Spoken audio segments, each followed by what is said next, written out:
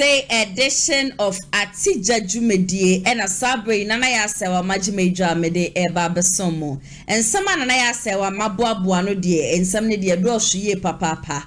O my Ghana ye die o my Ghana mpuntuo eno anti and a brani abrebiano. A betina fidiem hanum say na mede Ghana hunsen semino ebesomo. Me pachondeni de kaya wo share Atigya Jumedie ye jumedia. Yashisha se 2024 so akwa ye election year ne die.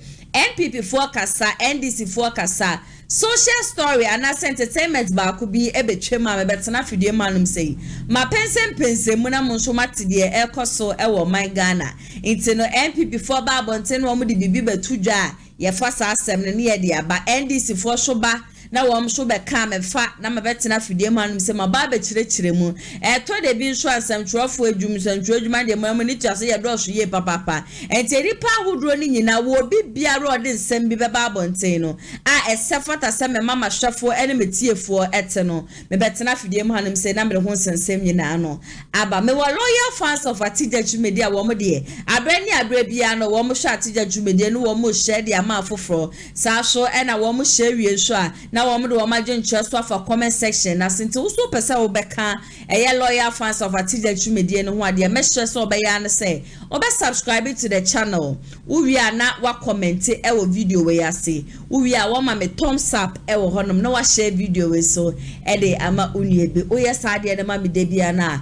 you permanently become a loyal fan of Atigya Jumedie ne de jesengrofo a wo mo ta hwe Jumedie de obi so mo a wo mo beka aha ne de yesi de obi entumi nkan ye yemfa ho se wo ye peni se wo ye abofra wasem e ba abonten nko ade asem ne nye de nko ade amasa yemfa ho nchew ye to be edema no ye ne ye bia me kasa nyansa ne de nyankopon wa fendi ya bro nyankopon de bia ma ye yankasa enti mpenifo a wo mu twasa wo mu nim se wo mechi achia no ye e na brani abra bia no ye direct wo mu ye kire wo mu nanado bebi a okika kwa dia wa hwa abaye mfomso enti masa ye steady na bra kwa mu nanado nso menya ne enti yes ade ba kwa wo chiri kokokokokoko ne se bibi enkoye e wo ne government no abebo na chisa nanado the way our government e ko ne de masa wan hwe ye papa MPP mu breaking the 8 na nya de beba so de bi nanado de ompesa wo beka jano no no ankasa enye de wo pe na kuma to ne yema na so ogine ni so a na ene bebi obefa no no wakwa akofa but me so no metena se a me hu ne se nanado dan ko ekufu ado na MPP amanyoko ne nye ne de ne mre ene eduru so ne ye de man ne ja ye ka so no so meye president ni bi ne ye hwe senior obesi fa governor man senior obesi fa ewuru o man no national nado ba ye hu se nanado aba ba wi o man Ghana ni nti no wo se nipa wo di na chi ana se nipa wo se wo ba no wo se nipa ne tumi ye obi an ho te but wo mo nkofa na just a driver ni na mate and wo makwa akofa but driver ni mate is wo makwa akofa ni Ghana fo ye mududu na ne ye ni jide e wo ne mum banka na nado da ko ekufu ado na emre ba be hwoma na koi na ye expect se nipa wo ye ni mate no anka wo ma fi bia mbeka sa nipa no na few months ye da ye ni makasa na nado be koi ebusia eniema na nado da ko ekufu ado ye no etoda na otena se dwen ho a wonti ase ensem ne de edoso ye papa den na ekoso wo mpotemu obetimi de ababe dan Atigya Jumedie ye betena fidie manum sei ye beto ato adwen MCE DC member of parliament akwanhia bi kra na esi obro no a wote so dumsho ne de keka wina de ekoso bia wo constituency a weni enje ho no obetimi aye video by 20 minutes 10 minutes 5 minutes seconds kra what is send me was 055703610 ade anana ya asawa mefrɛ na enkomo ewo honom ne yedi me pacho siketue bi anim untue sike bia enti de ekoso wo mpotemu bia woni nje hu bia no ubetimi ede aba obesem wo akwanya nkwa na betena fidie mu abeka me ho na eja ye tutu jani bia akwanya no ewo honom misisu biom siketue bia in 2024 election year ekwanya ye befa so agese nipa wo sefata se wo beba betono manga na ekunwa no so no saa nipa no na ye ya se ye betumi atwe saa nipa no na ba besi ekunwa no so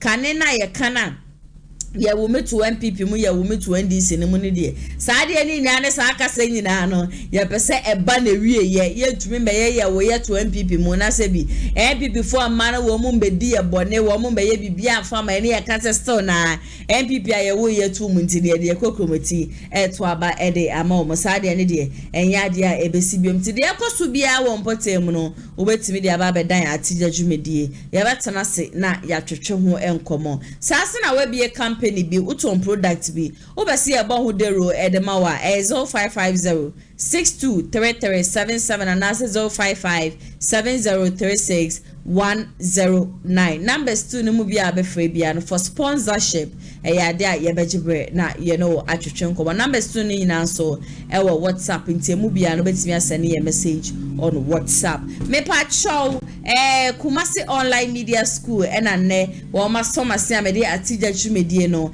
e ba be sommo e wo bebi biara motion ti no pesem cho school pon dia a chefo no do ene abotre ne nimde dia wo mo na mekanfo wo mo e dia ma wo mo forms ne 100 Ghana cedis ti bebi biara wo bia na wo bese wusuan samtwe adwuma no betimi afa numbers 2 ni kura for sponsorship no betimi afa no a na wafre e dia si so kumpedifo no eno e betwetwe enkomo saso na ye ba fofra ya wono no eye Kumasi online GH just ebusuade bia meka me se ope update ahodro ne me ekoso wo man Ghana nyina ho update a wonya no bebi ase Kumasi online GH de bia so no na ya sewa from Monday to Saturday me akasa me mu no metena se 3 p.m. live program 3 p.m. e de ne ma etwegu nyina no e de beso mu Kumasi online GH saso and a various updates na so no ho na ubenya wentimehwe wenya subscribe to Kumasi online TV ni de na me pa ochoye papa ba so say ubebo Kumasi online GH na wa subscribe to that channel so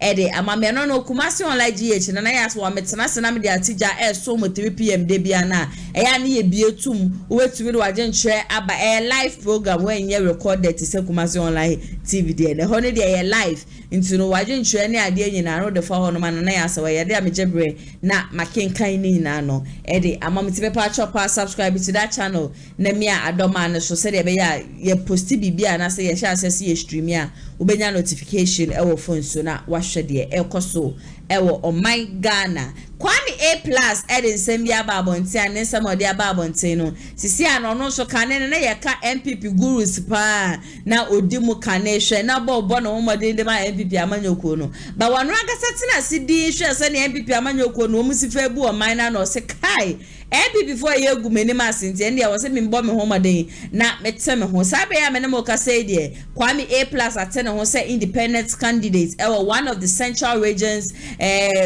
towns under central regions no na me kase ne kwami A+ esifa bo ne homode abusua enye asem keto akra na sabe o den sem bia babonte se kane no na ye kase wo ye MPP ni a chese the respect kra na wunya no na enye asem keto because o MPP ni a cheso obia bu no esase na MPP ni sheda nye sebi perform fanchem kukwasafo bia party na ye wo no mo ye tutuafo party da bi na ye nkrofo wo mu nimade nkrofo wo mu wonimde ene ade kane no kasa bia wo NDC obi anim so ye nchendifo ento na wo mu pento kwa wo no mu petutu asem ne ade wo mu na no wo mu NDC na so sabre ni de ye nyaka ese bia obi bisa so ye de nya ka asem ye MPP ni ya na che se ye pensuo kura na hwie go ho enti no de wo sre se wo mpenifo betie pa anka yensan for me new MPP party esase kane MPP party akufo bedi so sene na wo manga na tie sene na wo manga na ede na party na na dodan ko ekufo adu anka samu no wo ba bedi so ba begu MPP fo nyina anim ase no yade a chese entumi emu akra na na dodan ko ekufo adu o ye disgrace to MPP amanyoko no and a very big shame crosses sisi ano betime bie wa no aka se bia wo ye MPP ni enu ti ena nde nipa dodo na no wo mate wo mo ho ede free MPP amanyoko ye show bi to say eduomi kura na anu ede ye je so by election e ko so na eduomi nso kura de na o ye MPP ni mapa or no swatena MPP party one kwade member of parliament na wa 4 terms na so from nowhere edio me say watena ho e dey free MPP party ne mu enye edio me nko afo me na akopie mu ofo me na so a the same thing ene koye na no ade ya akra wo mu mpo no wo mo member of parliament abato e ba so as to say why na wo mu you o ma representative party no eye 2024 7 December election no ye hu say nipa bebira wo mu MPP party ne mu no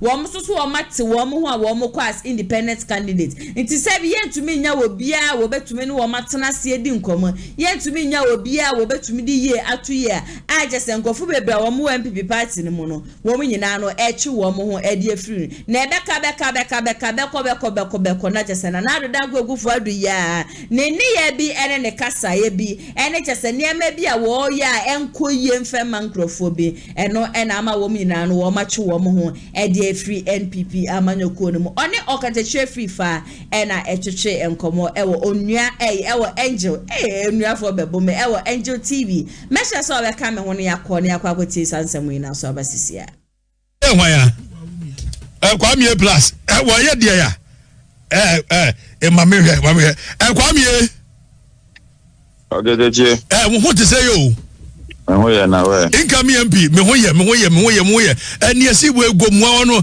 wo di si wo mu kan na di si wo mu tan wo bri mo ho ye guso kakra and no ya agree me party I dey say ye de moko independence ya ni ye bro mo na wi ya sa ba be form no wachiri ai say we wo si yan san form MPP ni bio say we ye wo ko independent wo wini na dio me wini na anka ochina se me so ko independent na mako ni afa ya form MPP annex wo hu ogedeje ye de minim ni ochina ebeba na minim so be ko independent it me just sit ni wia na wo hu di ode be ye na hu di ode be ye na wo say NDC are attractive chair MPP wo hu oh okay on say commander government me anchia with you chia wo boy me mamache no say no kre no sama no kre wo kan ya for person beti but no kre pa say yen ni no na MPP ye party bia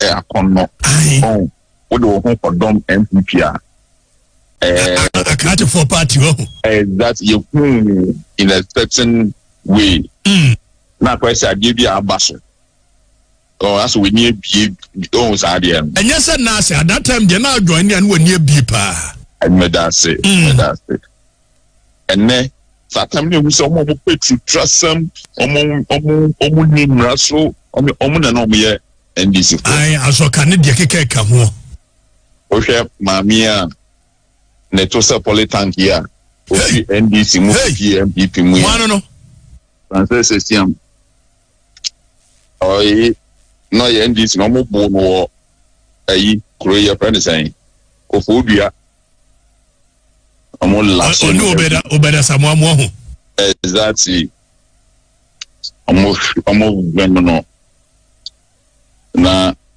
o hwe mamia ni asini true ono akasa ni ho yefe na mo vemo kwame yes David obi ma me de ne ho nyefe de wontimi nka kwame se me manoso eti wa bacho me manoso obi kasa manoso ndi matemu da bisa wu ni ya seka de ajaji ahofe eti yiwo ni firo ne ko asem yiwo firo yo ntino omobe mami fi party ni no say na omo party ni ye party bia to trust some what I say na say you know omo the party ma party na kono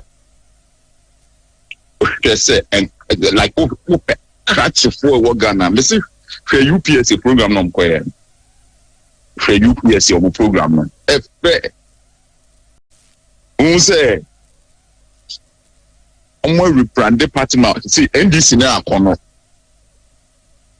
enti anope asem ya ye kan wa we MPP ni pa wa kuma mu no metro da ubeti nkomo we agree was about you to say ya from kwan MPP na from kwan exactly enti no enye say A+ mu ye we here na say dabi eno ya asem no na mum ye bedan na party to say MPP the besa pam die si kwan no so bebia ne glory na no what the dan no the besa die si wo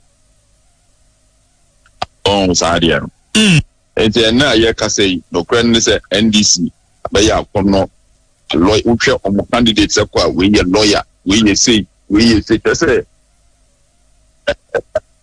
nije kwamie na yen woka se MPP no aye tantantan no wo na wodi animu ma you kofa president Kufuor by so mra medi animu na wono ne leadership no di party no anim na aye sei no wo contributing wo ka ho na aye sei ya na ono na aye ne sa yes o ka ho we yan kan o straight na dachi ebe enya be o ja be Kufuor na aye party ne sa ono na be ono na third party na ye kan we ka say o kan ho ne e kofa ne bae na se nyame so kan nyame ene Yesu ne abofo na ye Garden of Eden na wiase abeyesi eti ye blame nyame eti me kan ho enu ye issue no Akufo ado at this point baby ojira no onu omu bia asai party no oni kan okurata who say kan okurata fee finance ministry kakreye the Ghana play you be just so be free so oye nipa boni mi o da there na ye kan sama na kwa so ye be kan na sebe me kan some mechanic street so be to me you be ahwe wokuma o memo be to me you be ahwe wa bro bia nyu bia bia e di na chi no ne ye kan some church o Mahama na jom Mahama sign my national security ko mo protect yen o da there me accuse me attack jom Mahama eya bisa bisa kojo pon from say onya issue wokuma no John Mahama man security so mo protect na o de azie et no MPP for no and asma wo kan fe you o munya di mi no kwame ye anope se wo ye income MP eya asa ne ma wo ntimi se wo se du kosi ba bia nsem wo ho ntimi nka wo me pa mo chewo madam Roma me baby amekosi na nyo bi na dem ko ye party bi and dem bottom scanner campaign most at sponsor me ya ni amope enti na me ko na yese bi me ko parliament mo regional chairman as the constituent of the premier chairman amenye me di adwen bone na e ko ho odi adwen bone na e ko parliament o ye me di me amadwen me nsomo bi a nya me pesa me ye no na me ko ye mo mpe wo fam edi obema wo fam wo ko ra parliament wa ho like near Beboa Ghana and Kwana me, if you know Mboa Ghana me, Radinya me kwame plus. What are there? And you know, the be a me example. Maybe ye Christoni. Yet, a muji, yes, a muji media. Mobile near China, Mayan. Yes, you say for a sea from Passia for 1 year same pen. Namely, the yes, which in a me to be doing Passia, some no jaya musi. Kwame yesa bi wura Yesu kwame kote unwe anopai gomwa ho no sese no etisen efom tisen me win election no mumpo me win election no gomwa obia ni ate ebinum echiche sika ebinum echiche afi no mo asori o mo che ade any Wellington foot so the atene na podo me na memba ye ko gi yeni but me pie kokko nani mo hu say politicians no a mo hot first dada no na omo bebu omo me pie kokko nani mo hu say ye mfa promise and you win election ye di nyuma enye kasa ekuma maye no guma pona kasa hu na me ya die bia omo be the promoting no be show appreciation na Ghana nyina hu say wo ye ni papa omo so be your papa election no me win ni kwame Would the Kako renew one? Na we enra chi na mhia nipa bonefo yi ba ko ya na ba bi fitia ya wo so wo ye ayi kwame Serwaa daruma anope wo kasa na no ose intino Oliver Baga e ben voma wo se hwan enu wo ye wo minini hia Friday no ye na omiye nkoboa A+ wo ho nam se ebra ne nu ye beko nya abokire Oliver de minu apa no so you know munyina mun kam ho bom pame election na me kono me boka me ye desperate o ya na nkofo ka say na fear delegate na de me pese me expect me create templates bia e be yeguma ma wo what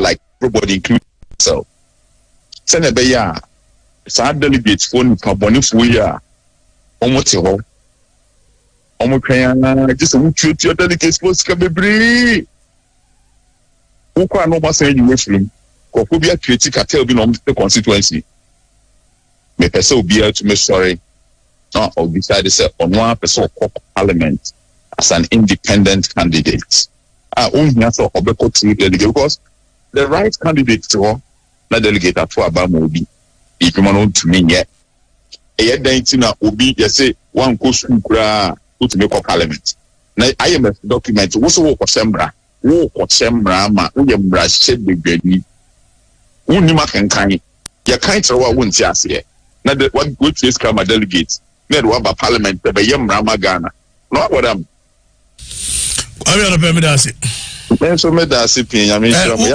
ya me fro what ya die the mon time frame ya no pa fine na me dia Kwame A+ ene yakwa akotie na banti no tie dia osisisi ane de ndisi amanyoko no kwa de aye attractive grass MPP amanyoko na ne nyina no ejina na nado danko egufo ado awaba aba be wiewie MPP party no na nado danko egufo ado no waba be destroy MPP party no ndi onfa nkosho obi sanse oka wo mo anam wo mo so na nado danko egufo ado etumi be wini eye election e wo man Ghana na sene na nado danko egufo ado pa woni atamo se koye na atamo se di usunkunim woni John Dramani Mahama so be ko na John Dramani Mahama saba bedu usunkunim sene na nka wa brene ne expert sanka na nado danko egufo ado di oba anka bibia ndeda na akwan so na nado danko egufo ado meboa Ghana chese bo sha hudra wode be ma Ghana fo nyina no na nado danko egufo ado mani nyina embrem ye nyina fi hon ma free senior high school no de bia meka ye be koso abona baso sanse ho de na nado danko egufo ado wa ya de free senior high school ne nko ade mituche ede ma we sanse oni bie nyankan wesi agese obi wo hon ma no wie JHS kura no be 4 years but na ebusuan no ja wo mo kwa wo mo nko wo mo ba wo mo mba wo mo gina fa ko a nti na nado di free senior high school yi ba ye de obi just obi na ma me ne ba penny bi kura no etumi ekoye but aside free senior high school no ye hwe senior ne emeko na ye hwe MPP amanyokuo ne ba ye na $1 kura no na ye 4 Ghana cedis na enne baby a $1 etua kwa kopie mu 13 Ghana cedis plus na just say yade ha adwen enne free senior high school kura be enne wu ko school no kura na just say provisions kura kola ne kura de be kono aya na ya asem enne ya tutu transport mu ni ade dum so kura no so aba be wie ye kobo so sisi a wo msi dum so maaye enne ye dum siesie so mo fa timetable embre ya na akwa da ne boachi bidi in fact na nado danko egufo ado de I think he is going to be, even though we will remember him when it comes to the free senior high school. If the next president our bebano or decided say free senior high school na yade awonu o chema, a lot of Ghanaians, that is when we would remember Nana Danko Akufo-Addo. But with the exception of free senior high school, I don't really know what Bema Yasaka Nana Danko Akufo-Addo, because of late the disrespect Ahomasuo Kankai Subambia, a whole president is trying to exhibit no yade ametimiaka say emwaye papa na mini passes so na megusu asuma Debbie Ametina video manum say ameko so ma ne papa ba omia esan say ba omia ono amu no obi besie ne ho ba ondada na Danko Akufo-Addo so kra say jane na kra sa de egu ba omia so Bawumia yamu who ne left in one right. Ghana for do na they decided said they are not going to vote for him because he is a mate. Or can government na babe we. If NPP had gone for someone like Honorable Kennedy Agyapong, I am not sure say anka 2024 election no anka be trying be tough say Eddie Ama and I know very well so anka Honorable so cry to me we need ya anka nipa who draw womachu womo free NPP amanyokon, especially Alan Kojo maintain. I know say nanka ye den ya Honorable Kennedy Agyapong never sent back to the party. Next reja chairman want to me dimu baby na na dan go for the na mu so o dimu baby. Wo me ye twetwe skadema delegates na delegates so a wo mu nim wo mo left no wo mo right. Wo ma kwakoton wo mo shebre e de akwakoma 200 Ghana cedis. Wo mo de wo mo shebre exchange with 200 Ghana cedis. E de akwakoyiba wo mi ade na ba. But if you are someone who is a fan of NPP and I will be NPP dawa kuma suye papa de bia me say me here I wouldn't be surprised and another dan go for the nankasa muku about me no to abanfa no because when he said there is no way about me about win election. And also I heard say that statement I was say NPP amanyoko no they wouldn't allow someone who is not an akan to come take over no and no and as I feel the so some makani obi a free a side no embedi musu de bia o say ya akani no and ntina wo ma hye de chinchima akwa ba omia de naba no ye very well ba omia would be able to win 2024 election. Bawumia he wouldn't win to when ya dia ye ba be kata so ba be I know say ye won krofo am do Bawumia but me de mo am nka no kro ye ko monte ye tie de amanfo a won monte ne ade nyina aka. Bawumia is not the rightful candidate for NPP. Bawumia is not somebody that can break the 8 for NPP. So this is making me know say NPP amanyoko ni breaking the 8 no. I say we be say me no beko ye de that de funu as wo mo and wo mu nu wo mo ho no wo mo stressa because they themselves they know breaking the 8 is not going to be possible for them. My better na fidiem hanim said in same ye aba be tom mo pen. Efa Alan Kojo Chairmanten abranti aye friend no adenta kumi a wonu an esie se wonu an na ne pepemu wodi free eye NPP amanyoko no ko join Alan Kojo Chairmanten. Esan se no tie Alan policies ni ade na ye ade da na kuma so yie. Na wonu an kasa mu no obi nim bi esi ye se Alan anya ne bone Okwa ware kra no Alan Kojo Chairmanten ko hobi Alan Kojo Chairmanten eka wona wo mu raise sika de man na mane ko ye na yire ho ade Alan Kojo Chairmanten odi ne birthday na branch esi Alan na anwehye no enti ni nyina ni enti na branch esi osisi ane de waworo ne nsa e de a free movement for change ye Alan Kojo Chairmanten e na ye wo mu flag bearer no waworo ne nsa e de free party no asa ko back to NPP amanyoko no Bawumia na ono akasa ba montimbre bi etwem chese wo ko join Alan Kojo Chairmanten kra no mabata na fidiem hanu say eden nsem bia wode tutu dwa chese the number of times I would disrespect Bawumia the number of times as adenta kumi we be gina ho be ka say ena Bawumia no oyo obi a obetimi win election ena Bawumia nim kasa ena Bawumia na monukra no ye compatible so obetimi win election na from nowhere branch esi wono an e ba ye wono an e be join Alan ono angasa mu show says ni nkuku ne nkaka nyina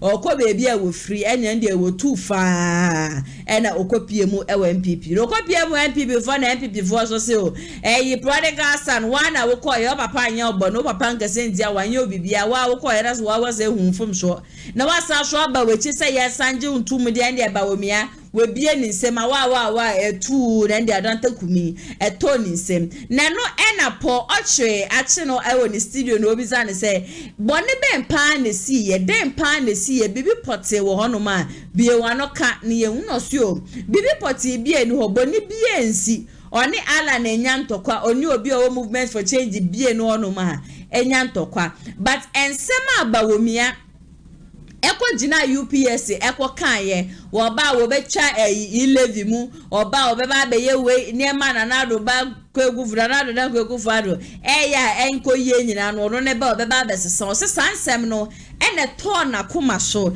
ene man decide so obekwa akọ join ne ba obekọ back to Bawumia no akọ join ne NPP amanyoko no but from the chat me betina fidiem hanum say kanye on the 4th of February Bawumia ko jina UPS eko ka say wonu de oye mate ni ade sa adenta Adenta Kumi we ya esa posti e movement for change wo platform so edidi ba wo mi atem but who knows e bia na ye de man no e bia na ehun pone na ye pone bi de man no e ya de mu oduru ye papa because I was a bit shocked after I personally read some of the messages ono Adenta Kumi e posti ye wo movement for change platform so na at the end of the day no ono ankasa mu ne san cause na yi na nsema ba mahama ba omi abeka ye ne to na kuma so and man he decided say or come back akwa join ba omi. The funny thing is he's still part of movement for change. One groups near the end, he is still part. I have told people several times, say, Nipa saying, why say fear bon some? One who left and who right, yet is a kana atono. It is a movement for change for some mutieme. Namu will be papa be ye. More policies be among himself, Moody two jar our group, ni mas abrant and munyin firimu. Because he has turned to a serpent, Yashumano. Yasman say one brand woman theatre no betia. What the back head office, more money to the American. It's a movement for change for some media. Whatever that is necessary, whatever be a important biano, this is the timer. I was a Moklano, Eddie Free Party no more. Into Ejuma Womoso. I was saying, say Jume Pan. Nantasa, much one man Abrante or the sis. Ada na mona yanko na yanko tie bre okopie mu e wo post studio na nsema wo de tu dwa no so emra sesia. Why have you deserted Alanche Martin? It's I mean that's how a lot of people are putting it. But good evening to you and to your cherished viewers. Paul, we have not deserted anyone, but the truth is that we believe that we made a mistake. And who is we? So we have a group called 50+1. So the whole thing started like this, where I was a member of the Movement for Change, and also I was contesting for Adenta constituency in the primaries. On the ticket of who? MPP. MPP, okay. Yes. So when the whole primaries, the MPP presidential primaries happened, I decided to stop and follow the Honorable Alan Kojo Martin. But I'll say that that decision I made, speaking for myself, was a mistake. When the dust settled and everything became clear, that's when we realized that later I was very strong, one of the leading members of the Movement for Change. You are still in yellow? Or no. Something close to yellow? But it has nothing to do with the Movement for Change. Were you guys taught how to sing Kojontri song? No, not at all. Do you know which song I'm referring to? Yes. Afra Fanto. You were not. No, it's not one of the things. Okay, so you tell me the story. Go on. So, Paul, when we came to Movement for Change, I'll say that we transitioned to Movement for Change. For me, it was because of the love and let me say the kind of emotions I had towards Honorable Alan Kojo Martin. That I have to be true to the facts. But in reality, I keep saying that I'm a consultant, a business consultant. And one of the things I keep telling my clients is that every decision you make, at every quarter, you have to rethink your decision. You have to know that, is this decision helping me or not? I'm a young man. If I make a mistake, I tell myself I have the opportunity to correct it. It's only a fool who doesn't change his mind. And I can't afford to live with regrets and disappointment all my life just because I was so proud to continue on a certain trajectory that I know wouldn't help me. And you have said a lot, but you haven't nailed it on the point. So what happened was that since January, somewhere January 15th, I had become very quiet. I mean, if you know the Movement for Change, one of the people that actually moved it was me, among the youth, very influential on the movement. Yes. What name do they call you over there? Adenta Kumi.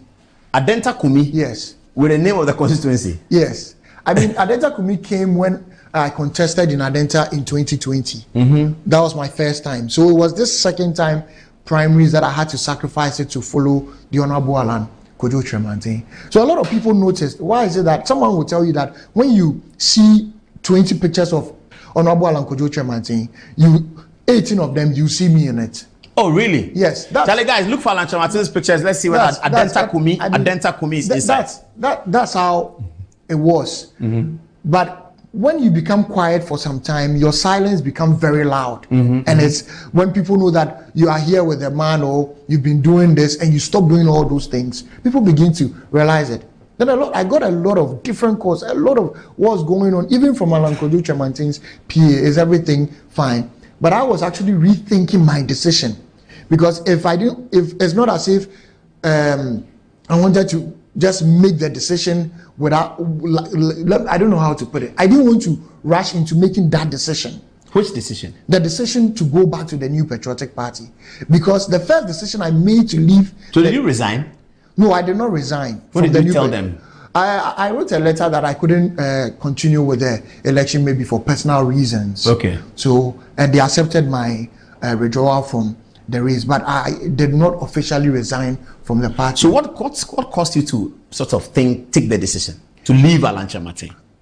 Paul, the thing is that you have to be true to yourself, and you have to be true to where you want to go. Yeah, we may be a group. We have a common goal, which is a desirable target set by us, a group of people with a plan of action to go back. But every individual has a reason why they are going back. And I can speak for myself. I made a decision which was wrong, because I know I love the MPP. And when the dust settled down, I realized that I did not really have the opportunity to pay a close look at the vice president. Now, I realize that, as it's always said, that everything rises and falls on leadership.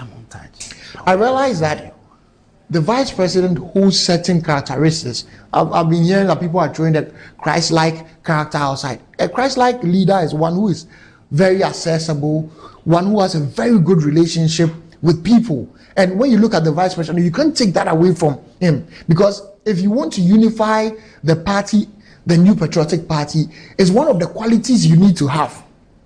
And I can compare him, or I can draw certain similarities between him and President Kufuor. They don't make much noises about the relationship they have, but you realize that they know people personally and they share very good relationship with them.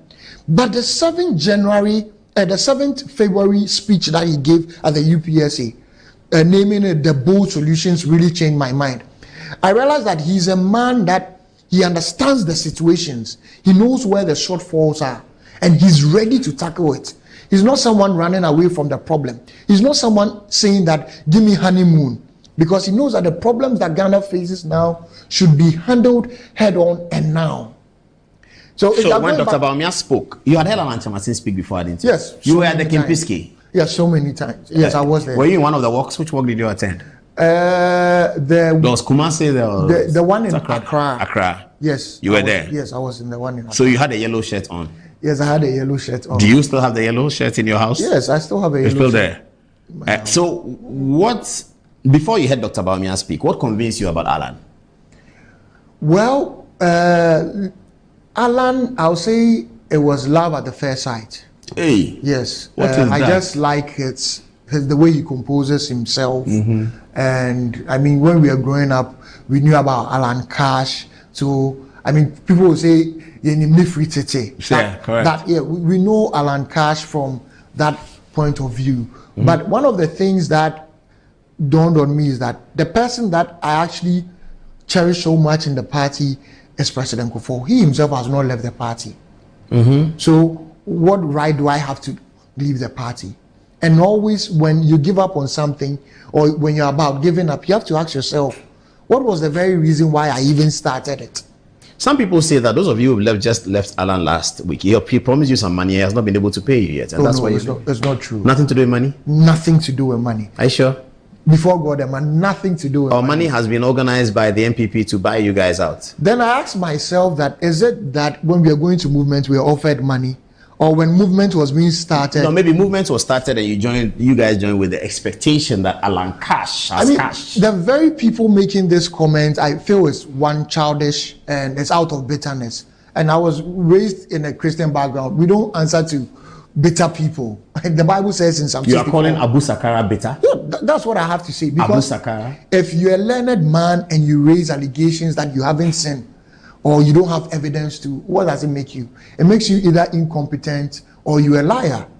But why will... So you are now going to be working for the MPP in Adenta? Yes, I'm going to ensure that victory comes to Akosua? Not just even in Adenta to help Akosua, but also to in the nation all over. We are going around talking to people, letting people understand that as our party, you can't keep running. If today I'm in movement and an election comes and I'm not happy with the results, should I keep running? It's not the abundance of political parties, but one political party and making it effective. So that's what we've come to the realization and realize that we have to go back to our party. We love our party. And is it true there are 6,000 of you? There are 6,000. Currently, we are more. We are updating our data. More of you have left the movement. We are 6,480. That's the last database we had before the press conference. But we are updating our... I've had several calls. The team, I came with the team. We've had several calls of more people. And they don't come alone. They come in groups. Your team, they are here? Yes. How many? I came with 2 others. Are they male or female? They are all male. Can you ask them to come so that we can see them? Unless they don't want to be seen. So... Is it not true that Lord Oblate Komi has been talking to you guys to come back to the party and things like that? The last time I saw Lord Komi, I was actually with Honorable Alan Kojo Chimantin. We went for, I think, some relative of his had passed, and we went to his house. I didn't even shake his hand or talk to him. But why would Lord Komi even do that? I mean, there are lots of rumors. Yes, that's what I'm saying. That's what I'm saying. That it's a certain attempt for Chief, people who are bitter. Come and shake hands with us. They are bitter, eh? Yes, bitter people. Hello, boss. Hi. Good to see you, eh? Cheers. The MPP says welcome back. Yes. You feel welcome back? Very. But you don't want to go to the NDC? No, not at all. Why? You guys are hard guys. The scary alternative. Yeah. Oh, we call it scary alternative? Yes, NDC is scary alternative. Okay, I mean, what is John Mahama bringing? John Mahama. No, I'm not going to allow you to talk about John Mahama. You have come here to talk about Alan Chamati and the MPP. So you joined Mahamadou Bawumia's team. Yes. Is it team or MPP campaign? Yes. But it's a very difficult election the MPP is going into. Very, very difficult. Well, the truth is that every election is difficult. But you must understand the grounds, the season you are in, and the kind of message that you take to the people. I keep telling people that if you want a leader that can help you, you have to look at a Christ-like leader, and you have to see humility in the person. You know the internal wranglings that have gone on in the MPP, but when Dr. Bawumia became the flag bearer, just look at how things have settled down. It's true. Kennedy Agyapong settled down. He's gelled with everyone. That's true. My mom keeps asking, and I've realized that he's a serious politician. All the things that were said about him, he's not gone about to try and fight them, but he's rather made friends with all his enemies, and that's what the Bible teaches us. So if you are looking for a Christ-like leader, and a Christ-like leader, I keep saying he must be accessible. If you don't have that, then you are not a Christ-like leader. Okay, I get it. Tonight is for Jena no Poko. We'll get you again to talk. Let's see Dr. Bawumia. Who was she on there? Only pan to me say no. This is Dr. Bawumia's montage.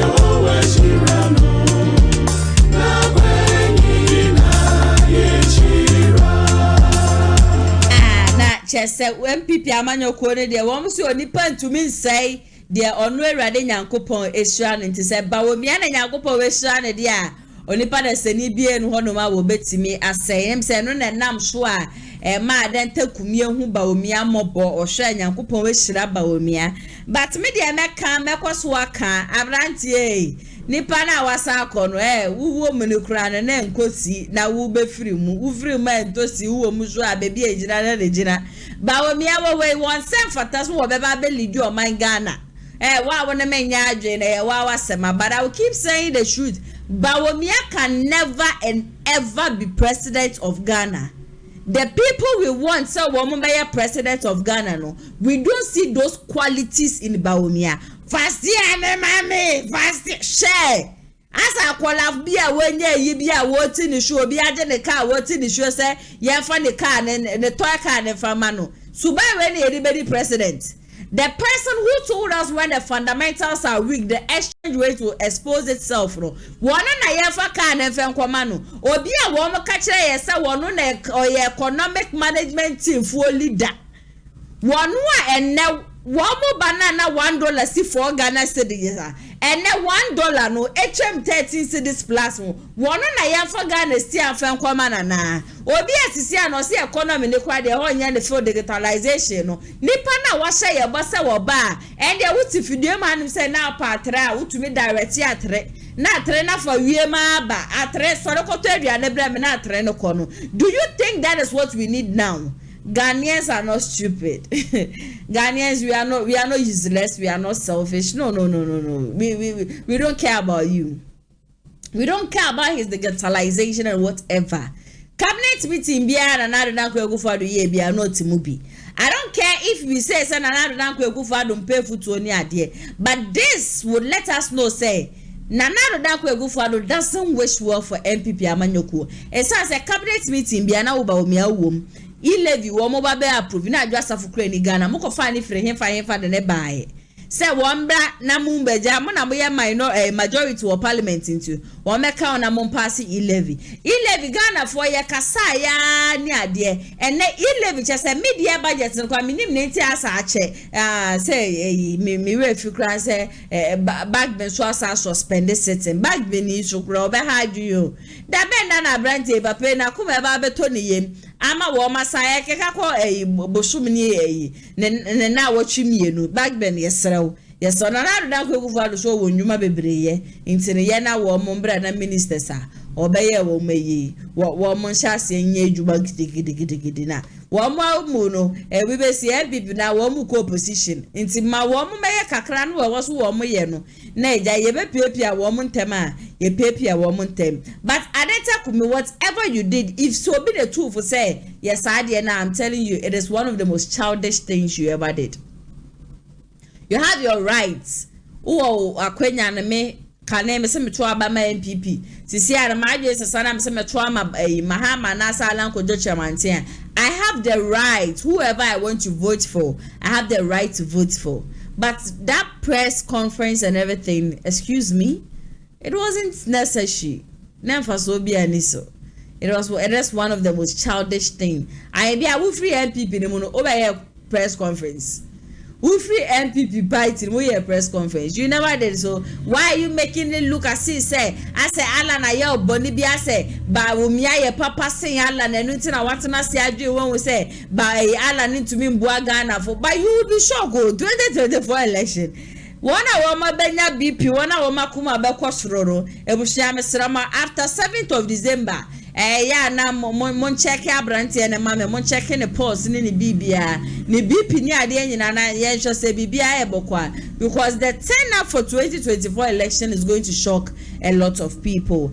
Just so by election one sensem no ya ade a say egusu a trend ya ade egusu a wo na nkeja minim say ya to abawie Tuesday nka Thursday de bibia e bekwa akoda but ensem a egusu a ebobo ba free that camp de bushia enye asem keto akwa Raphael Safo Patrick Ashanti Regional Youth Organizer or the same be ababonti a watch yourself. E won say just so by election no MPP Amanyoko no e na win ye but eduomi wama wo mo tough time papa they never expected it or my expected say eduomi ebetumi aye wo mo sa but ono na baby an onya opportunity say wodi nkoma or say right after the election no kran wo mo bepe kwan ya wo mefa so wo metwe eduomi aba back to MPP party no into obi biara obenya kwanya na wo kase na mo obi an kasa mfenti eduomi e mo obi a endi eduomi atem but checking the gap 21,000 and 26,000 meaning say if care is not taken na say MPP Amanyoko is woman mbo wo mo homode na woman nye careful coming December 7th ade ebetumi afa wo mo kon because I am not sure say eduomi no wan gentum so obe join MPP Amanyoko na I am not sure so obe kan ne nan ne sa ato ne nan tema kana no atum sa those various towns otumi lose election wo hono ne ade nyina no menim say eden ya obekọ hono bekọ akọbọ ne homo do ne wo bekọ akodi nkomo ne ade nyina na otumi edi nkunim e wo hono Raphael Safo Patrick wababe deny claims say wo ko chase kan ya de oso no kura bi anim na NDC amanyoko ne nkrofo bi a wo share cha wo beso wo gu MPP party nani mase no wo na wo share afa camera no de esi obi su nipa nso ya ma me 100 Ghana ya ma me 50 Ghana ne ade na wo ma video e de aba abonto so eje so by election wo man che sidi mpo te kukura no wo man che sa news na ne na from memu ani ade nyina no no kura biara enim e no se come December 7th so de radio bi ma wo mo lesson papa panti no homework bia wo so wo mo ye bia no ade a wo ma win election ye wie de wo mo kwa akoye sa homework ni na yenko tie ne nkomo twetwe no otwetwe nkomo e wo case ben emra sisia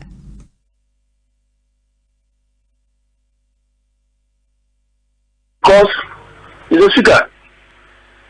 You're co-election with a former member of parliament, an experienced politician. Worked in parliament for 12 good years. Our constituency, community, bia, the community, bia, the moon, Bibi Bakuya, and Samuel. Let's see, don't forget. Sir, now I'm going to for the bank we buy 2017. Onuna, Nanado, Emma Obe, deputy road minister. As road minister, no. At least about him or the cacao, acquiring market center, market. Any other project our constituency and to could be out of Columbiana, I will be an or a maybe our no Gasaye. Only I am from Tammy Kama or I am from eternity. And never was out to say a bishop mind put declare support for him. You know videos, you know. Yeah. I saw for our no free. Imam in Camophone 24 no free. Market queens, our no one can yet free. It was a very difficult contest. As a party, led by the national organizer, this assessment in general secretary, on one case the assessment of all these factors. And my own Papa Lulu grew. You think about what say. 12 years of honorable ability, achievement, against lawyer John Kuba 3 years as a member of parliament. And what election they are coming back? I see. Honorable Kablo also doing any 12 years as a member of parliament. In fact, the human power of one, I would do MPP or soon on the call of the year. And honorable former member of parliament. Lawyer John Kuma also did 3 years as a member of parliament as a deputy finance minister. Emma John Kuma also and he has presenting a candidate, a young, vibrant politician. Ubeka constituency it's only candidate say about you. Na enye NPP or so kakaka ni muna I lawyer Kwabla Boati here. You can imagine say enye to kaketwa. Mame, let me congratulate our newly elected he's not my parliamentary candidate, but a yet to be member of parliament for Busu constituency. And I am lawyer Kwabla Boati. Not more party for so any party for this is a by-election, sir. Because when Jimmy invaded a Busu constituency, we get victory. So it was a tough war, a tough fight, because it was an MPP against MPP. And MPP Nina only any coalitions supported by the NDC. Look at the press statement about wanting from Fifi Kwete, declaring the NDC support for Yeye Miaba victory. And we will go on to say Jabalino and Nana Kwesi who could this was on honor. Where's all far over the car? Where's all far over the boys? Tell me, Musa, the question, I didn't go on. NDC chairman I hear to about NDC uncle be who could tell comes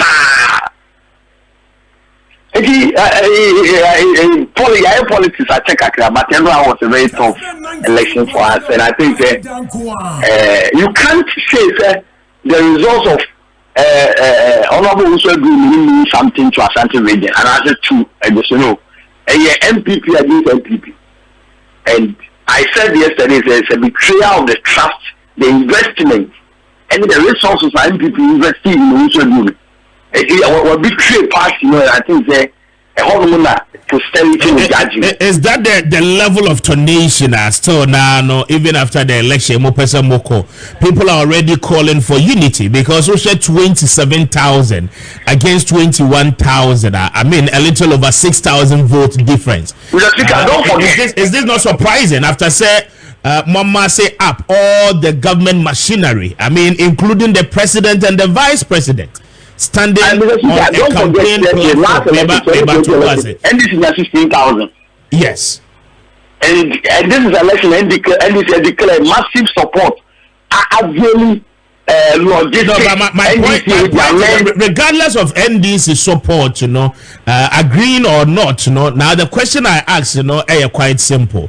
I mean, this is somebody will pull 21 vote, okay, 21,000 vote, a little over that, as a single individual. What coming against a whole government system, machinery. I mean, Modiko PMO, Ewo Ejeso. Again, this is a party.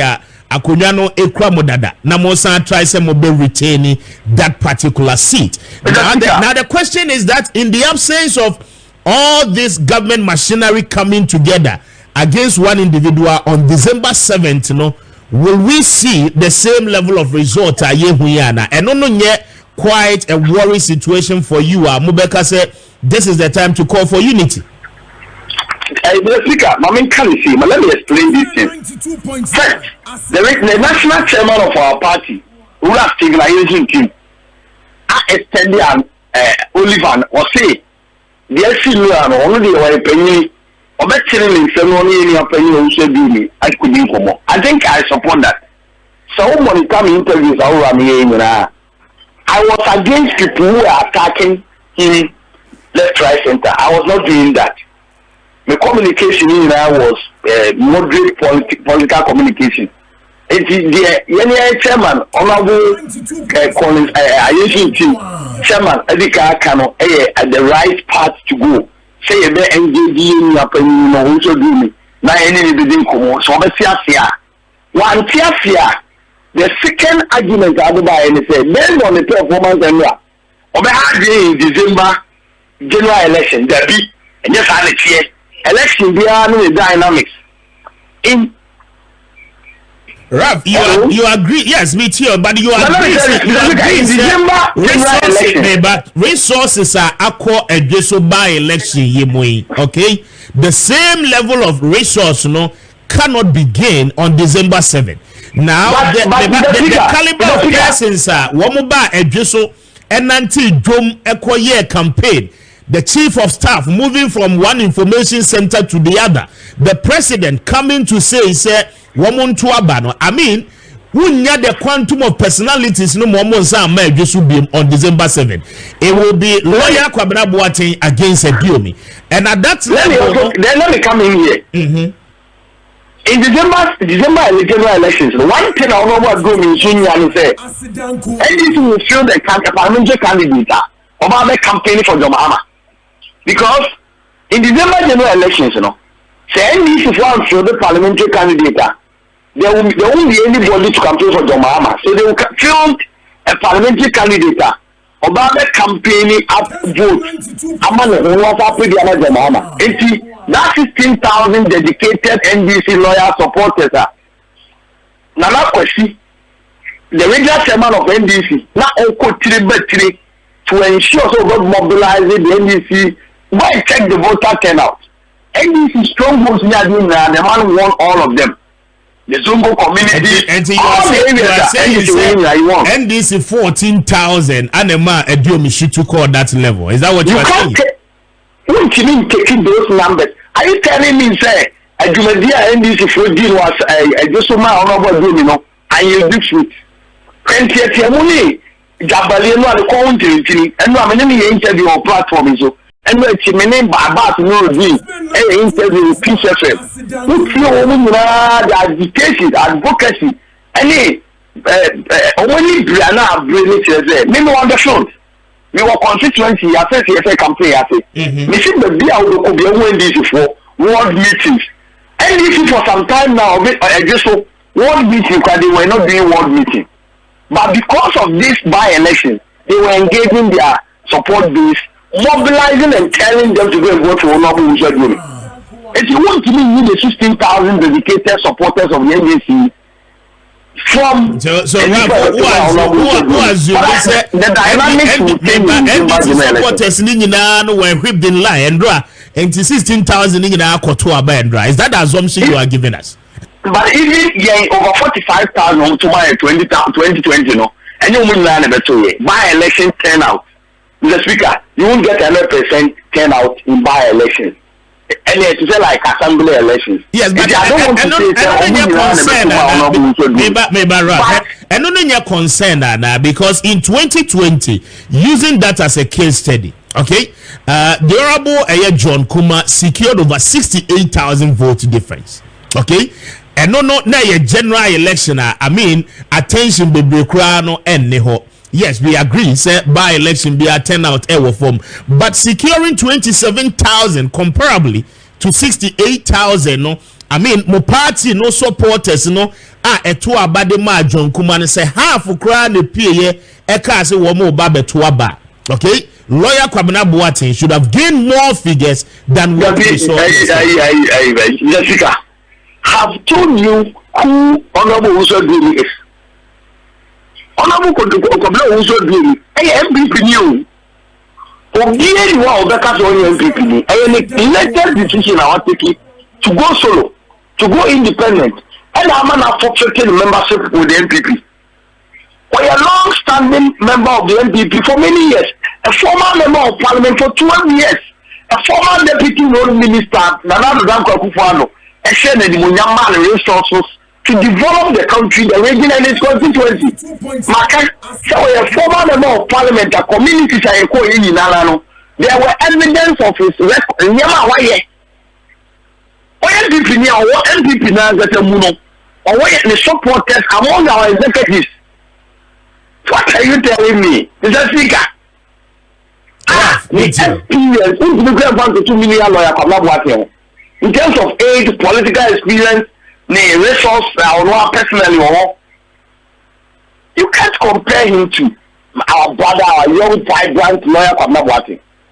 And so nobody could have underestimated lawyer Ushadumi, and I say engineer Ushadumi. Anything that the party has to amass all the resources, human and capital, logistics and everything to ensure we face him head on. The election was MPP against MPP.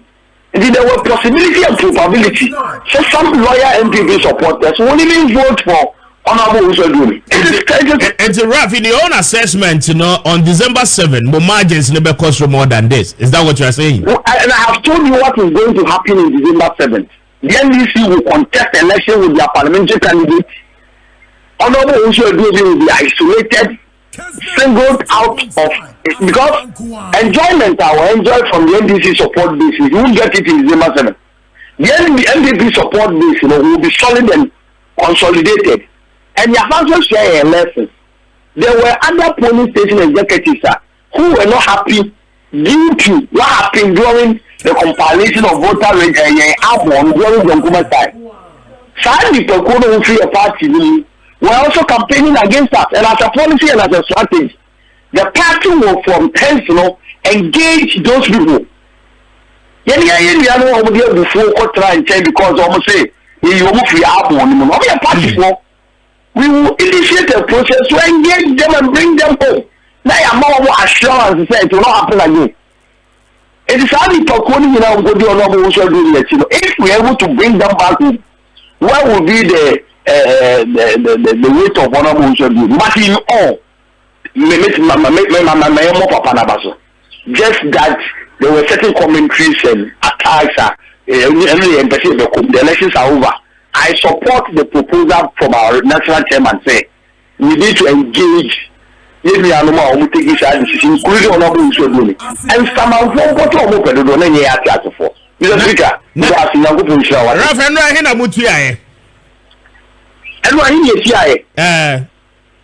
Mr. Speaker, say over election grounds now the whole near man penny rounds monitoring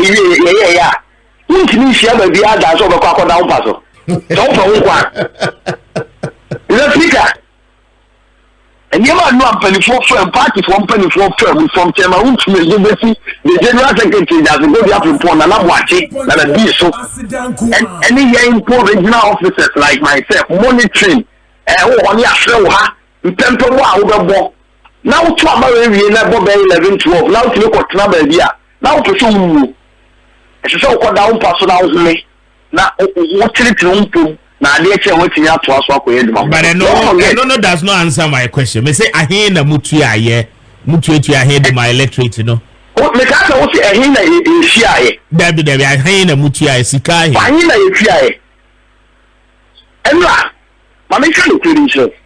Me confirm the way we have the trouble. The question was say, Niga, Abrewa me tifie, me so ro poko kura me numbi. Me a na me so go to koko me na me amfa no go trouble. Anyways, Ketia, Abrewa we bin tie bebre me person okoto aba no me fia no pa get to and I me free me anoma ye ma me no so mo okoto aba na ukona okoto Abrewa obo Abrewa be 60 years and 70 years now catch you that no person na be family okoto aba me num koko a we nipa wo dwini nipa ho a enya battle nko ana so wo na Abrewa no no so ma no obu alo ba kutu ko no ma no envelope no na mo de to koko no oh envelope be well so kasa now who did you get so far them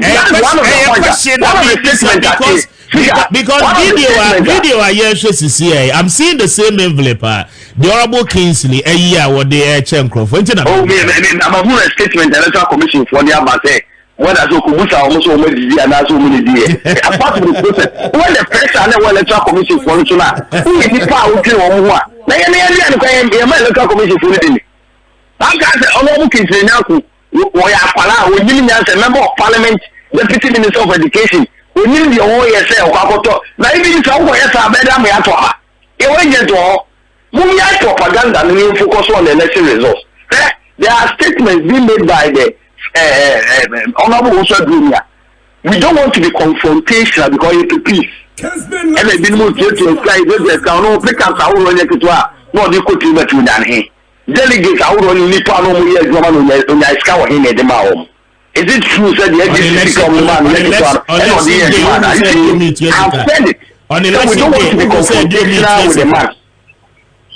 Ralph on election day who said me Chesika ma the voters now who so be Chesika ma voters the videos are showing currently as I told you videos and the videos no more tell who so many people from that Mr. Speaker, who saw that? Obviously, video no cannot have a top of no the good in who need him come out to the videos are showing.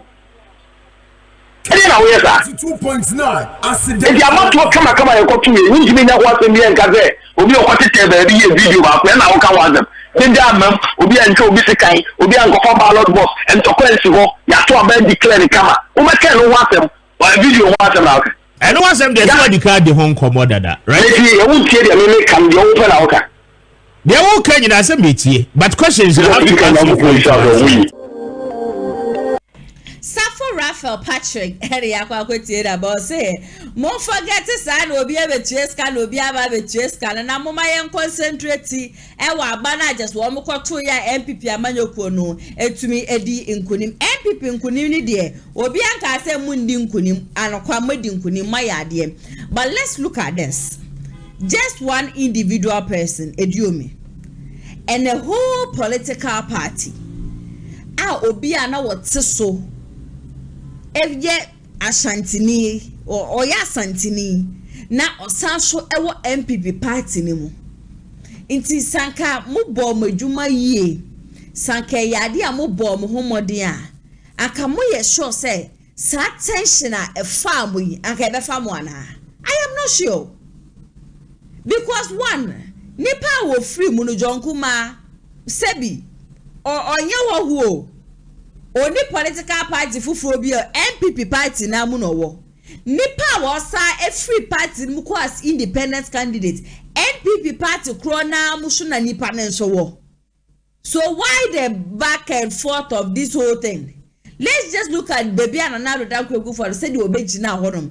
Any and seman another danko ekufuado a peerful no mu baye. Look at the rate at which bantima kosi buachi or no suko jina honom and someone no suko fi ne num baye. Yes, chairman to nuko PM honom. The rate at which a man for womu bonre, womu si fama pa away. Saying very well, some yeah, kurana edio minana beba. And then if you listen to the people there, the pains that were going through their hearts, yaudia na womu dini nano, and I'm about to a lecture area about to a moko to a homache, eko wiechie ko to powder di gumo ho, one and na woman be far forms, woman ye ready swarm ko to abana, namosama to abana dada, NPP amanyo kono. I'll say this on authority. You people really need to work on yourself. You people really need to work hard. Sad delegate seminar. And it's time my MPP amanyoko no. I was say mutumi chem because most times no nipa mo MPP amanyoko no. Ngwafu bi ho ma one na kwa me plus e kan obi ho ma won te brofo. Obi ho ma sugu dem kura no won si hoda. Obi ho ma jesanim delegates don't know him. Delegates don't know her. Onye bibia famous and in person so. But one thing is, anytime there is election or kopesika, no ababe chiche dia ma delegates no. Na nipa ebia wo ye compatible. Nipa anko ebia wo be boa party no. Nipa amanfu kromafo ne donumbom no. Na delegates form bo menam 200 ne 300 ne 1 person ebia wo mo kwaje yenti no. Na wo mo de vote against anipa no. Going forward after 2024 election, if you people don't work on yourself, if you people don't stop this thing you are doing in 2028, I did people want you could behamu. I did 2028, you know, beha MPP amanyo koni ye papa because Sanya man koni ni nano, near my just chimo sign. It's a dear dream crano, what's not just so cry, you know. NPP, this show say you people really need to work hard. Else coming December 7th, M1 any best NPP amanyoko no so. Coming December 7th, baby amobe kwana mama mana na do da kwegu fu adu nkobi. Se mo pese mo break the 8 and me aso wa minim se nya de beba so mesre mo. Na do dan kwegu fu adu no. Se mo ko baby no wo be ko bia mesre mo ntro nsema wo be kan fa ma no nko gina ho nko kan. Na mo ko jana na do dan kwegu fu adu se won wanko no nko gina baby nkasa na do dan kwegu fu adu is going to destroy your vote. Na do dan kwegu fu adu be guba wo mi anim ase. Na do dan kwegu fu adu be kwa go kanse ma be matimamufo no kwa no omubu efu ba o mato aba no kwa de etia ba omia. Ba omia menya ne ntia se wa hyase wa hye o campaign to na ase. Minim se enye dede saa ka ba mendisi fo ye wo de ne yete wo baby aba MPP de ne de emi se me ya se wa kro ya na je se me betena fidie mu anem se na ma ba be keka wa ko western region sisia na do dan ko egufu ado ahemfo a sisia meka se region bia no ahemfo a wo mu wo honom no sa ahemfo no na ye respect wo mu kro bia gbo ne hene kro bia no honom a wo mu ne hene ena asase bia so ye wo hwi chese ye fa ne se ye ahemfo no wo mu ne the second goal sa wo mu da kro na no nti se na do da ko egufu ado mu ja no se won kwa ahemfo ho na wo ko bia na no ko keka ni se bia ko bia na no ko keka de wo pa trust me 2024 election MPP ade be den di amamu munya ne bete emfa ne fofo le fo mfa ne simple sa mesremo na do dan ko ekufu ado say ye pepa anase de wakoma so say wa na wo best yes wo na akofa aba omi aba na wadwuma aka ne so de ba omi abetene kunwa no so na ba omi ato aso na say wo kasa ye ne woni ye bi no emwa ba omi a emwa ba omi akra de bia ya na me pese be bossa me ewukudin na me refi Samia wuku kane pa ne ese na nado dan ko egufo ado otu ya na Samia wuku etie mu na enti enne na nado dan ko egufo ado won pe Samia wuku anim hu kra nyina no ejira se Samia wuku no yobi a se niema ekobone a na onka na no ntumu na nado wo niema wo yem ko ye nyina no Samia wuku kan ye Samia wuku na no tuma na nado dan ko egufo ado wote ne tekete de ma no but eto de bia ya so ne ebeka no kwen na kire wo Nanado wo bai wo ka kire Ghana for sasa wo ye bibi na nya yenchi wadwen mfensi so Nanado wo ba ye first 4 years in the free senior ni de bia ye ka wo de bebrim ye ni so ende ye bekoso abonsema mo san so wa ya ade but Nanado ye no free ho no na ye ho de papa bia wa ye de amayen asai say ye ho de papa bia wa ye de amayen Nanado baby a wo begine bia di mbone baby a wo begine bia di mbone Si say the baby edu so ya hemfo. Ya hemfo iso no se bi se wo ba na se bia wo be hyase aba be ye wo campaign a wo be pie mu Ashanti region hanum say. Na especially be pie mu asafo. Definitely wo be ko he na just wo da asafo ano ene na kwokasa wo ko pie mu bantima hene wo ko pie mu ansan wo ko ye na no otumfo okra nim na wo ko akosere se ma be pie mu wo region hanum say me pese me ne wo manfo ekasa. So if na nado dan ko ekufuado is not able to respect the chiefs mo be ye den na makọ wo na se no makọ akokasa bawomia se campaign ya wa sha asie ya wo ko region mesra wo se wunya nya nti yesa na nado be ko bibia ka che na nado se na baby a wo ko ne hye ne wankogu hu fi wo ho hye ne wankogu manimas wo ho na manga sa me ho bon mi aba wo ya mu amafo mpeso wo mo beto oba ne de amame Medi obibesie the word to the wise obibesie it's in the north it's in the word to the wise no na wo ba omia medi amawo say ye mo pe say ye mani suade hunu say ye ade eda makoma so say mo be break the 8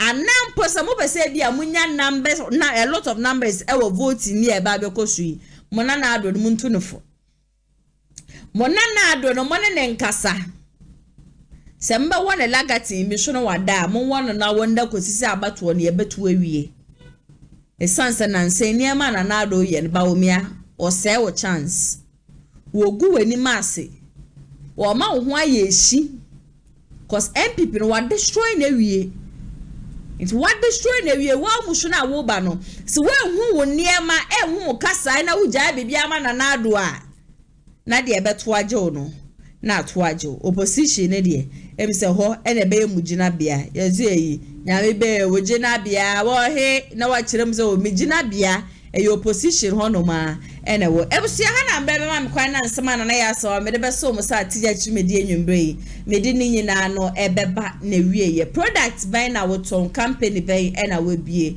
woni jijumedi ho person obeson yase a 0550 62 3377 and 0557036 bibi so e koso wo mpote ma pese wona me na ya se wa etwetwe nkomo Atigya chumedie and say politics say social story sa kwenhye bi na esi sisi adumenya ne tie say ECG for kra no so wo be we aba say ye ndum light wo baby a nti no wa wo hwe dwumedie unye hu say ye dum light atoa so ba kom yenu miensa pena fa wo mo be dan me na eja ye tutu bi mfema ne wo me sans wo mo an wo mo sie say sisi adum siesie no ade a wo mawiatu wo nya dum light na be ka kire me why metena video manu say ye adwuma ne dia ma kama senso wo pese me mu akwanya na so be ka me ho ha me ma sa akwanya sikatue bia enim frame L0557036109 na oneme entwetwe enkomo Kumasi online media school se bra no mo fanfan tete ye pemu for 3 months media courses ahodro na and a woman say graphic design, TV and radio presentation, video and audio editing, TV and radio production, newscasting, camera handling, drone shots, social media, sasona DJ, yene MC arinano, ekaho ninano course bako and alpa graphic design and kwa about 3 months. Over social graphic design, TV and radio presentation and video and audio editing. Ninano a 3 months crew ya. Me bacha form so no 100 Ghana cedis. 100 Ghana cedis. What's a bro for? What's a bro for? Wako school da, wonko school da. abe the AF ge unim ka ode bra oba cheche for no mo do esanso e wa abochere into wom do be fantity ye penimu we so ye practical senko an and some traduma no eno ane practicals enye de ye do betena classroom na de bia ya church ade wo board so sa debi ye practicals ye tro go board so de bia ni afọ one betena konso ani ma ba de ye hu aha so de wo ba ye wo TV setup ye wo radio setup chese graphic design for yin na no ye wo mo setup kama umpewe na opede bra na ye fantasy ye pem ubenya forms ni bi el front desk of Kumasi online TV ye twa kwan askwa ye ni TI amas na edi inhwenim for any enquiries betimi afre 0550 623377 and 055 7036 109. Oh yeah, wedding, engagement, birthday, photo shoot. Suku for Amoye speech and prize giving day, SLC week celebration. Sason and sorry Amoye program say all night. More invited pastor bees and the 30 days prayers and fasting near day na. Mubasi e bani becha globally na obi a wo Ghana no mind where you cry who draw Kenya national. Woman who are much on Safari, Beba, not ya be streaming program, no Eddie Amamo live on Facebook and also on YouTube and other social media platform Nisuninano. And for when baby, I would be a say distance is never a barrier when it comes to Kumasi online TV. Baby, I will be a not on sa FAM Quadia. Ya beba be chamo amuye ye ni adie nyinano. Say be a ye be sha see Thursday to Sunday to muda. Ya beba be bibia Eddie Amamo kama frey and was 055062 3377 na Bukien. Abantipa Kojoma no and it's na MC Honom Edema Sasso na Eric Jr. edit video way Edema na session koma executive producer Mr. Daniel Yebua. Also our J Brescia Atigya Jumedi also Nyankopon ensure ye papa lawyer fans of Atigya Jumedi munyinano Nyankopon ensure ye papa mu ankankane mode voice eba wo WhatsApp ni ade na nabahama me na nabahama me no medi hu dwumenyinano ede amamo sene se na efata mi ametena dwamdi dwumedi so besomo edi amete so ane na ya Serwaa mu stay safe ye besanso edi ehia bye bye. Amafwe Kumasi online TV production yaba ne de na yaba ye de equipment ekukudam ana ye de aba se eye camera de enam wiem de nam fom de enam insume ni nyina ye wo bi e wo honom a TV production yabo ye hu ye pa se wo ye dwumadie bi etese wedding eye engagement and sorry ana schools se wo ye sem na bi na pese betwa ko all the social media networks and so e de amaw ye ni ntotonsa na fre eye Kumasi online TV production for na yamra na ye dwumadie ne Come, fe ebo no eda from pa the production so the sound quality video quality ni nyina e wo soro wo pese wo hu ba bia wa ye wo Kumasi eyetia media opposite one ma ana se to nsa ne frɛ wa homa true for so 0550623377 Kumasi online TV production ye demufua e wo Kumasi kodua mu.